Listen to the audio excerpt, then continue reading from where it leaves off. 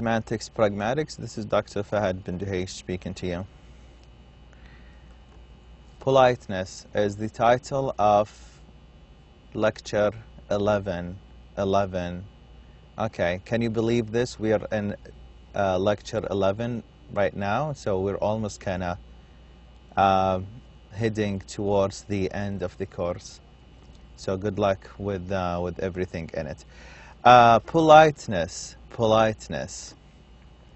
What is politeness?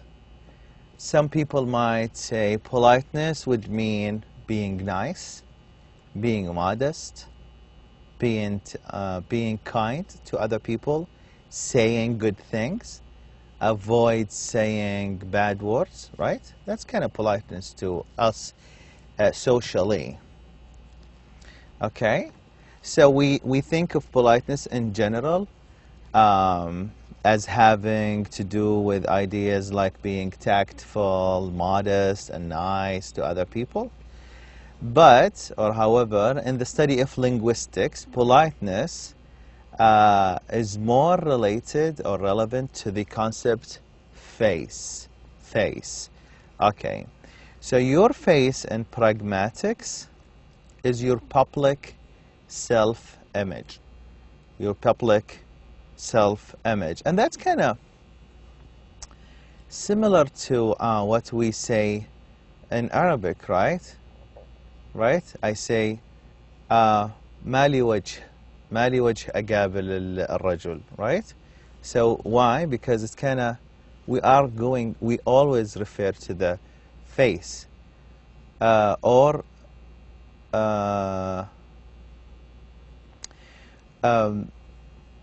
لك وجه تسأل, right? Oh, you dare to ask, right?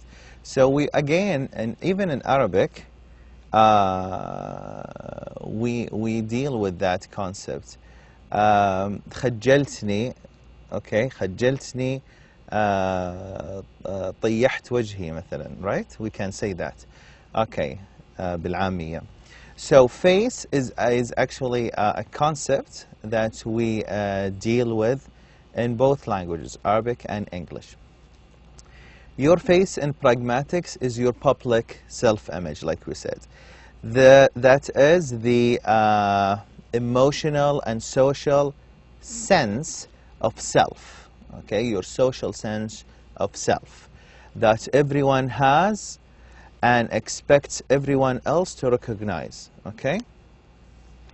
Politeness, with that, can be defined as showing awareness and consideration of another person's face. When you show awareness, okay, and consideration of other people's faces, okay, you are doing politeness. You're doing politeness, okay? When you are aware, when you speak, for example, you use some techniques, you're basically being polite here. Okay.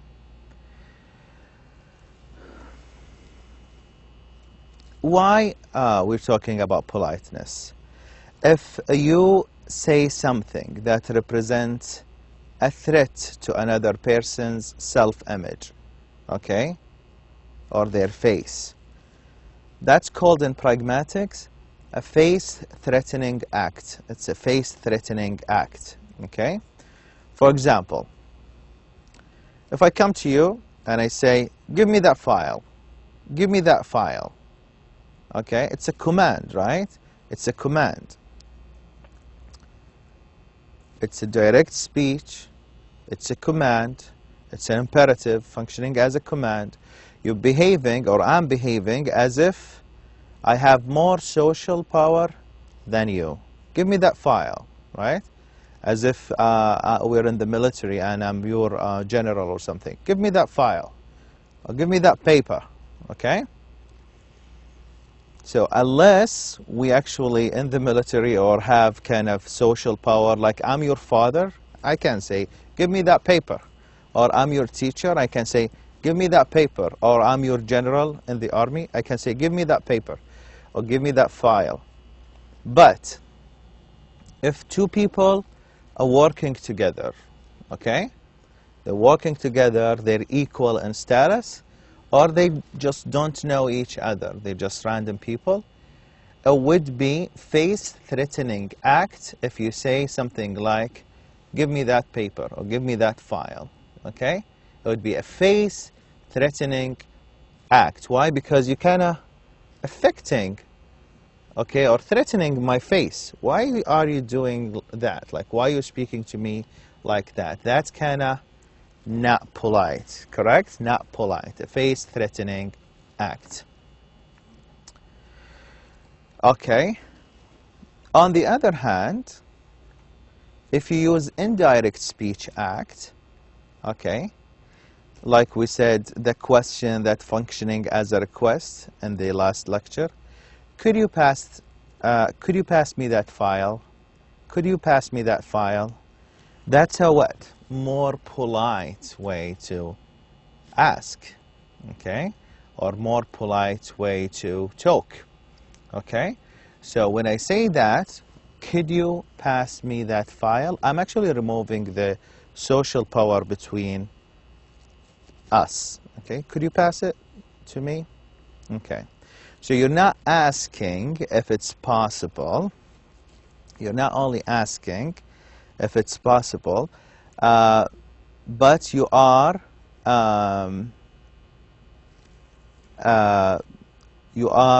requesting nicely. You are requesting nicely. This makes your request less threatening to other person's face.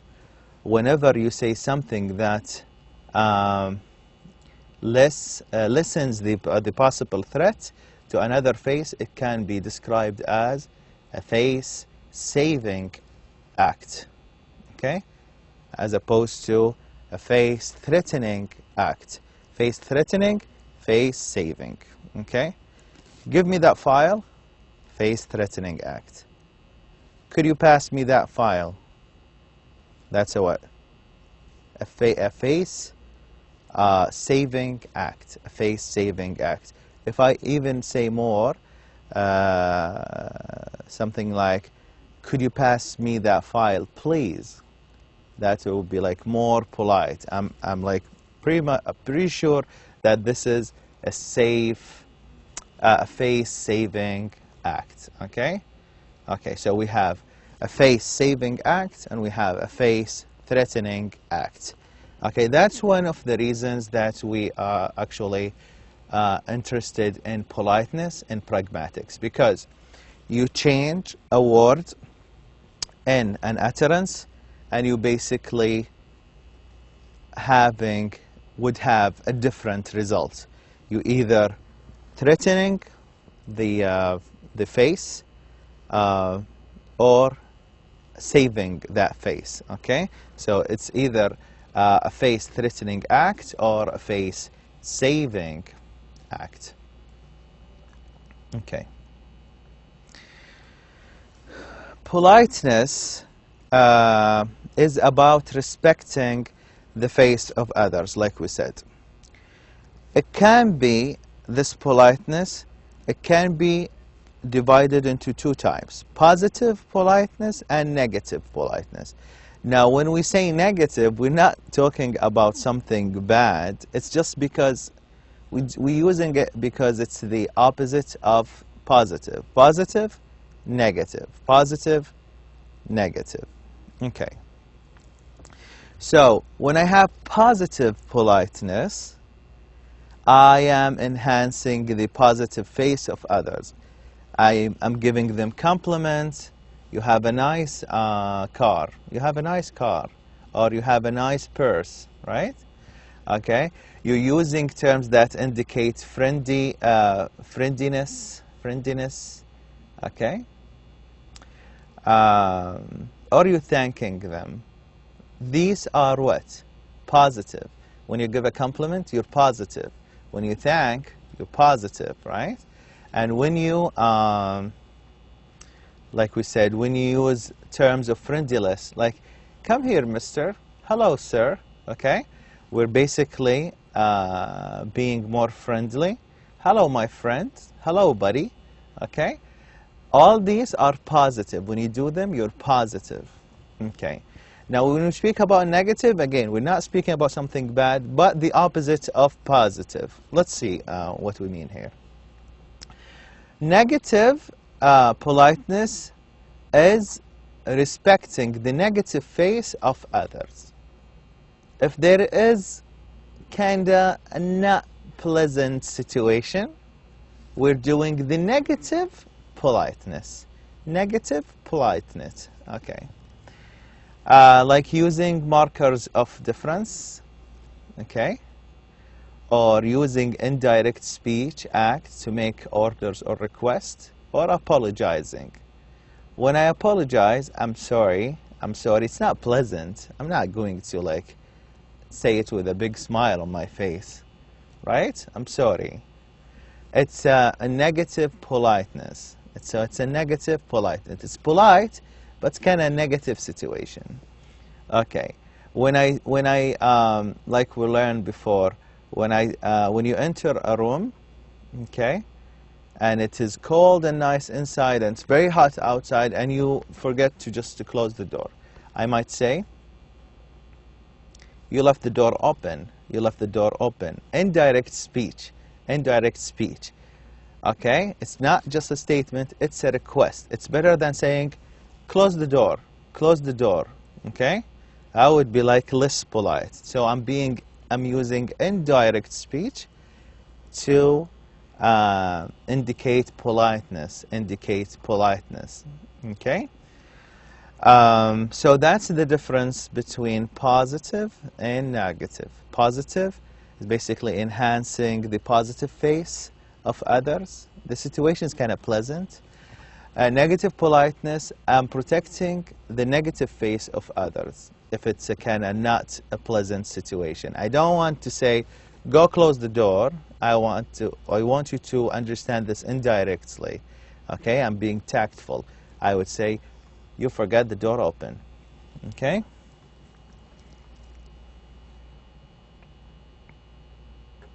Okay. So we have, like we said, negative and positive. We said negative is not bad. It's just the opposite of positive. Okay. Negative face is the need to be independent and free from imposition. Okay. When we define the positive face, it's the need to be connected, to belong, and to be a member of the group. Okay. So why people use the negative face? Okay. Just to be independent. Okay, and to be free of the imposition. Positive, however, when they're positive, they basically try to connect, to belong, and to be a member of the group. Okay, so I'm being indirect, for example, when I ask you to do something, because I want to keep this friendly atmosphere. When I use a friendly address titles, sir, hello buddy, hello my friend, hello sweetie, right? I'm basically trying to keep a positive face here, okay, and to make you feel that we all belong to the same group. Okay. All right. So linking this to the face saving act. We talked about the face saving act and face threatening acts, right? So to link this to the face saving act, we noticed that face saving act emphasizes a person's negative face will show concern about imposition. I'm sorry to bother you. Okay? It's sometimes you are working on your computer and someone needs something from you. So they might use a face saving act, okay, and a negative politeness, because the situation requires some kind of interruption, right? stopping you from working, bothering you. So they might be tactful and gentle and say, I'm sorry to bother you, but I need to take this paper from you, or I need to take this pencil from you, okay? I need to borrow this pencil from you, okay?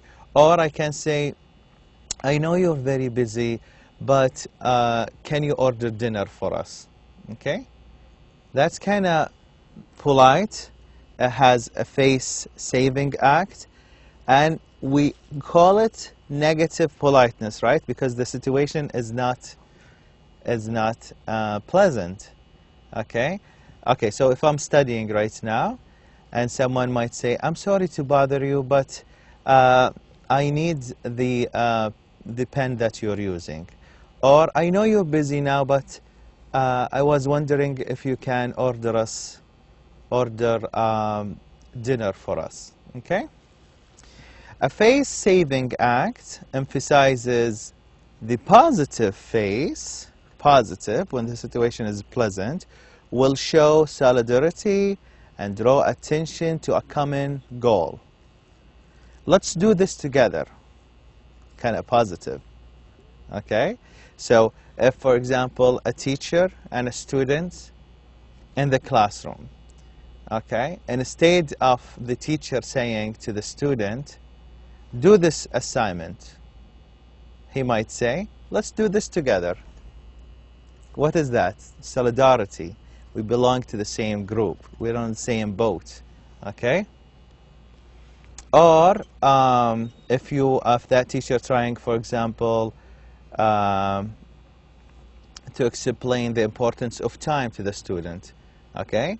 He might want them to feel that we all belong to the same group. We're having solidarity, right?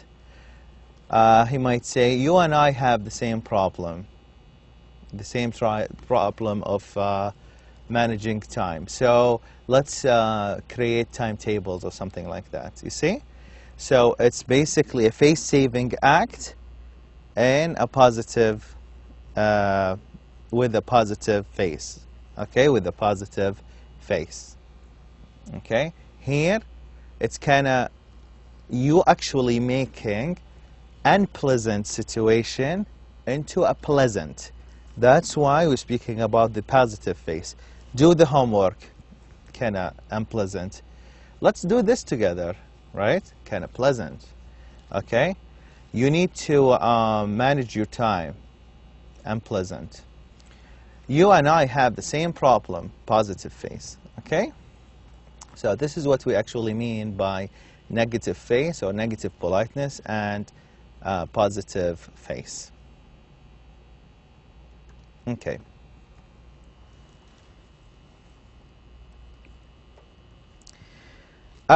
We all coming from different cultures.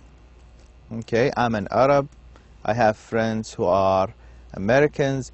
I have friends who are Italians. And I have friends who are, for example, Asians. We all come from different cultures. So, what is appropriate? What's appropriate language for us?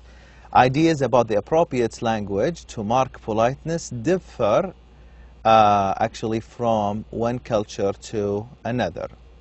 If you have grown up in a culture that has directness as a valid way of showing solidarity, you can use direct speech then. Give me that chair. Give me that chair, okay? You're being direct, but this is how everyone is doing it.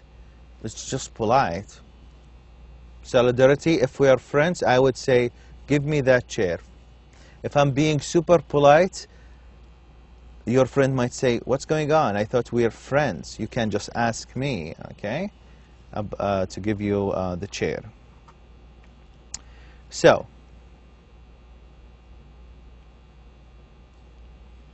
you can use direct speech acts to people whose culture is more oriented to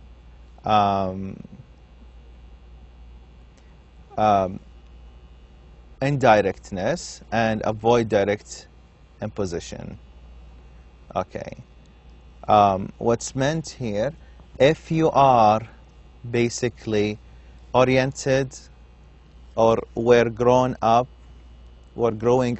in a culture where directness is the way of showing solidarity, then you move to another culture where people are actually indirect when they are polite. They're indirect when they are polite.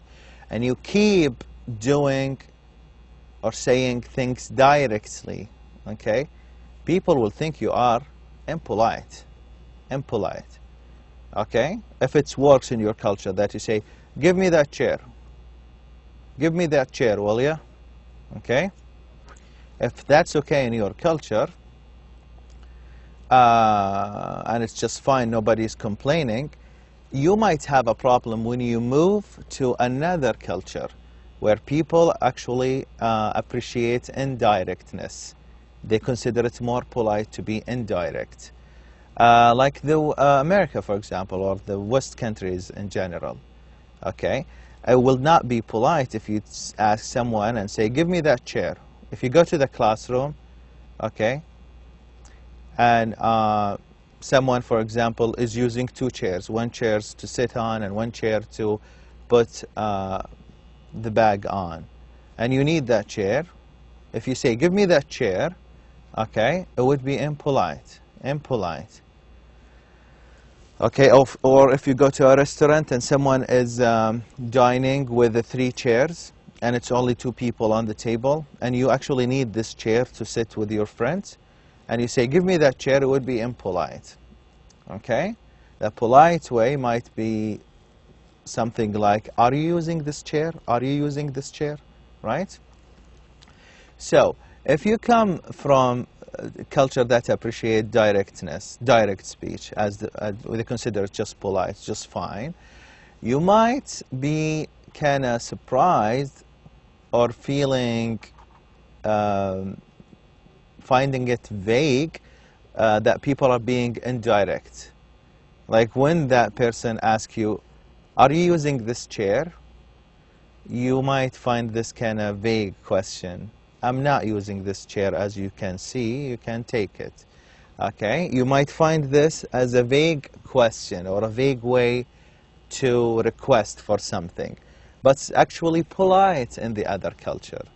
Okay? You following me here? Okay? So this Western person might come and see you in the restaurant and you're having one extra chair and he might say, are you using this chair? Okay? You might find this kind of strange, okay? You want him to say, can I use this chair? That's what would you maybe understand. So that would show us the difference in cultures, the different values of culture. Some cultures appreciate it more direct, and some cultures appreciate things to be indirect, okay? All right. So, let's imagine this situation. You want to borrow your friend's car, okay? Now, just think about this for a second. This kind of request would actually impose what? The negative face of your friend. You're creating kind of a negative situation for your friend. You're taking the car, you're happy, but he's kind of giving you his car, okay? So it's kind of a negative situation. If you're not interested in being polite, you don't want to be polite, you might simply use a declarative sentence, and you say, I need to borrow your car. So it's a statement, right? Declarative sentence, it's a statement. I need to borrow your car. Or you can say an imperative. Lend me your car, or give me the keys of your car, right? Give me, lend me, okay? So that's if you're not interested in being polite, you're being direct. This is how things go in your culture. That's one way to do it. You can soften your imperative by saying, lend me your car, please. Or give me your car keys, please. Okay? When you say please, it's basically you soften things. You can be even more polite. Okay? Like extra polite when you employ an apology with your request. You can say, I'm so sorry to impose, but can I borrow your car today? Okay? Or indirect request. I was wondering if I could borrow your car. I was wondering, okay, if I can borrow your car. Or would you mind if I borrow your car? Okay, that's kind of indirect request. Or to put some other markers of difference.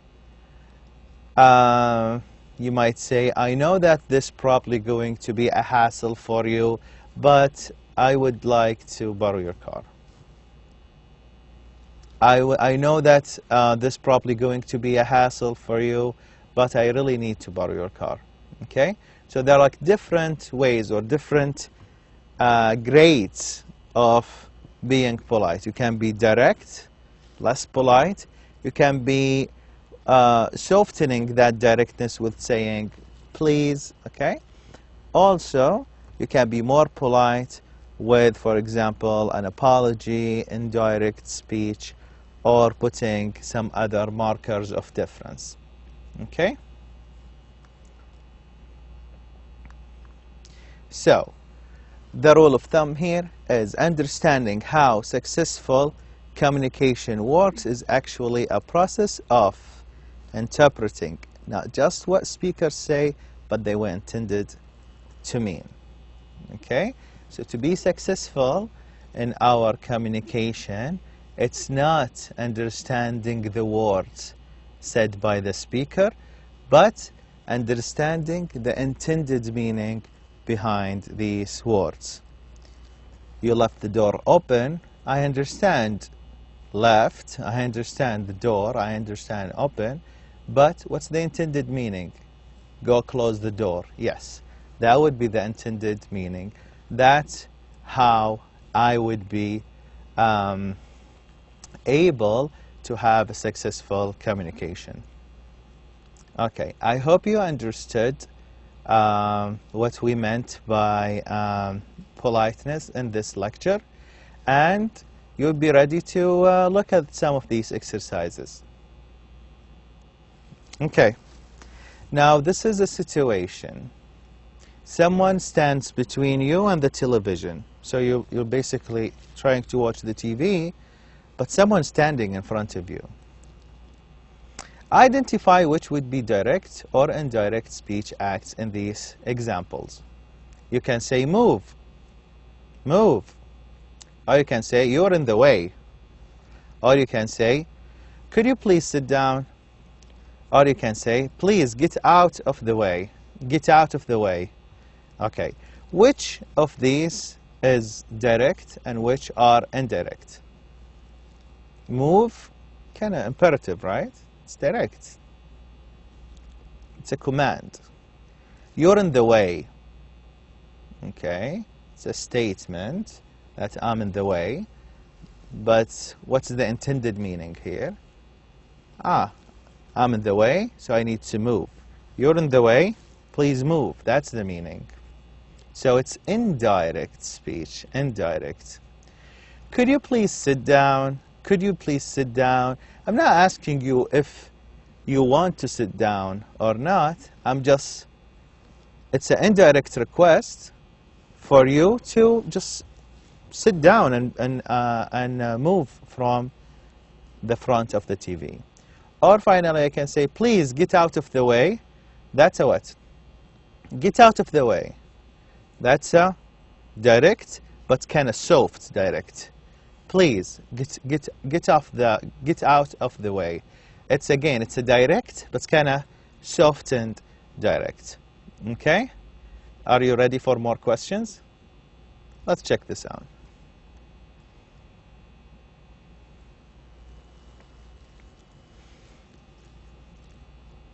In these examples, is the speaker appealing to be positive or negative face? Number one. If you're free, there is going to be a party at Yuri's place on Saturday. If you're free, there is going to be a party at Yuri's place on Saturday. Now compare this to this sentence.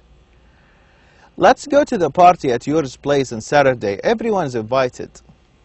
Okay. Which one is more polite? Or which one appealing the positive face? Positive or negative? If you're free, there's going to be a party at Yuri's place on Saturday. Here the speaker appealing the negative face. Okay? It's like, if you're free, I'm not trying to impose. If you're free, you can come. But if you say, let's go to the party at Yuri's, that's basically kind of positive. Is it? Okay.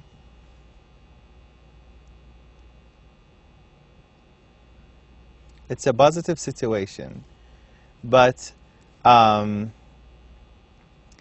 if you're free, you're basically trying to make things positive. That's actually the correct answer. But when you say, let's go to the party, you're actually free from any imposing. That could be the negative face. All in all, number one is kind of more polite than the other one. Okay. Make the sentence more polite now. Give me a double cappuccino, no whip. Can you make this more polite? Okay, this is kind of imperative. It's a command. Give me a double cappuccino, no whip. You can say, give me a double cappuccino, please, no whip. Okay? So it's soften it. Or you can say, would you give me a double cappuccino, no whip? Or can you make me, or can you give me a double cappuccino, no whip? That's kind of indirect, right? Indirect speech. Can you or could you give me a double cappuccino? Okay?